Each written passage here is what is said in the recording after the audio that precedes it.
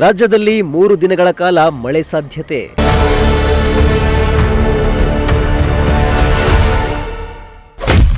ಹಲವು ಜಿಲ್ಲೆಗಳಲ್ಲಿ ಬಿರುಗಾಳಿ ಸಹಿತ ಆಲಿಕಲ್ಲು ಮಳೆ.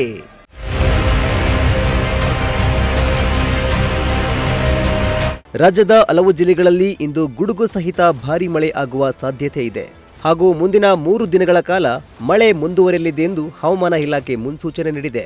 ದಕ್ಷಿಣ ಹಾಗೂ ಉತ್ತರ ಒಳನಾಡಿನಲ್ಲಿ ಗುಡುಗು ಸಹಿತ ಆಲಿಕಲ್ಲು ಮಳೆಯಾಗಿದ್ದು, ಉಳಿದೆಡೆ ಶುಷ್ಕ ವಾತಾವರಣ ಇರಲಿದೆ. ಹೀಟ್ ವೇವ್ನಿಂದ ತತ್ತರಿಸಿರುವ ರಾಜ್ಯದ ಜನರಿಗೆ ಮಳೆರಾಯ ತಂಪೆರೆದಿದ್ದಾನೆ.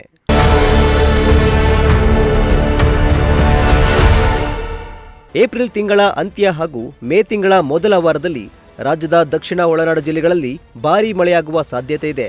ಏಪ್ರಿಲ್ 30 ಮತ್ತು ಮೇ 1ರಂದು ಅತಿ ಹೆಚ್ಚು ಮಳೆ ನಿರೀಕ್ಷಿಸಲಾಗಿದ್ದು, ಬೆಂಗಳೂರು ಸೇರಿ 8 ಜಿಲ್ಲೆಗಳಿಗೆ ಹವಾಮಾನ ಇಲಾಖೆ ಯೆಲ್ಲೋ ಅಲರ್ಟ್ ಘೋಷಿಸಲಾಗಿದೆ. ಮಳೆಯಿಂದಾಗಿ ತಾಪಮಾನ ಇಳಿಕೆಯಾಗಿ ಸೆಕೆಯಿಂದ ಮುಕ್ತಿ ಸಿಗಲಿದೆ.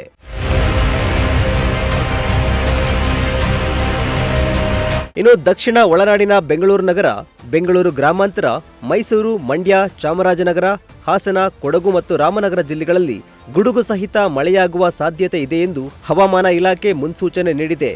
ಇನ್ನು ಶಿವಮೊಗ್ಗ, ಚಿಕ್ಕಮಗಳೂರು ಭಾಗದಲ್ಲಿಯೂ ಭಾರೀ ಮಳೆಯಾಗುವ ಸಾಧ್ಯತೆ ಇದೆ ಎಂದು ಹವಾಮಾನ ಇಲಾಖೆ ತಿಳಿಸಿದೆ.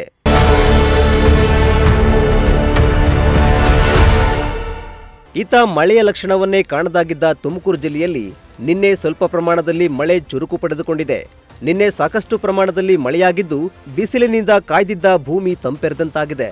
ಇನ್ನು ಇಂದು ಬೆಳಗ್ಗೆಯಿಂದ ಮತ್ತೆ ಬಿಸಿಲಿನ ಪ್ರಮಾಣ ಹೆಚ್ಚಳವಾಗ್ತಾ ಇದ್ದು, ಸಂಜೆ ವೇಳೆಗೆ ಮಳೆಯಾಗುವ ಸಾಧ್ಯತೆ ಇದ್ದು, ಮಳೆಯಾಗುವ ನಿರೀಕ್ಷೆಯಲ್ಲಿ ಜನರು ಇದ್ದಾರೆ. Bureau report, Prajashakti TV, Tumakuru.